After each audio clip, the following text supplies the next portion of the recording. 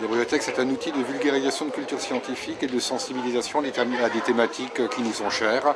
Cette bibliothèque en particulier traite la question de l'environnement, traitée sous trois prismes, celui de l'eau, des déchets et de l'énergie.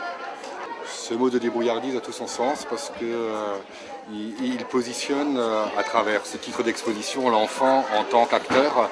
Il est appelé à manipuler, à comprendre, à se forger son propre libre arbitre, à essayer des choses, à comparer, se débrouiller tout seul dans la vie, c'est important. Et la bibliothèque, elle sert aussi un petit peu à ça et à prendre conscience des choses qui nous entourent.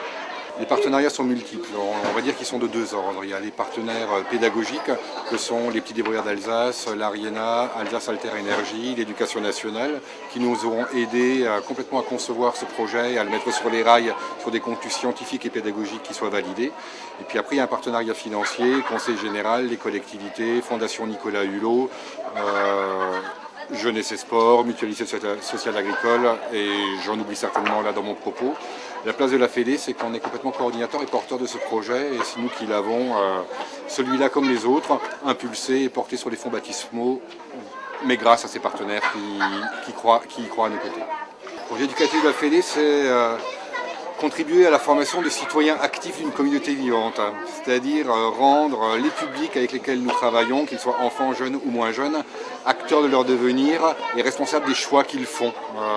Sensibiliser un public à la question de l'environnement et de leur faire mesurer l'impact qu'ont ou qu'a les choix qu'ils font en consommant l'énergie, l'eau de telle ou telle manière, a un impact sur notre environnement, leur en faire prendre conscience pour qu'ils agissent en citoyens éclairés et complètement en phase avec le projet d'éducation populaire qui est le nôtre.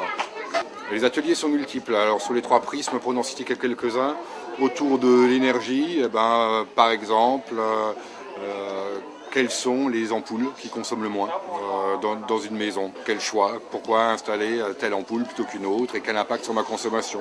Voilà un exemple. Sur la question de l'eau, pourquoi privilégier la douche plutôt qu'un bain?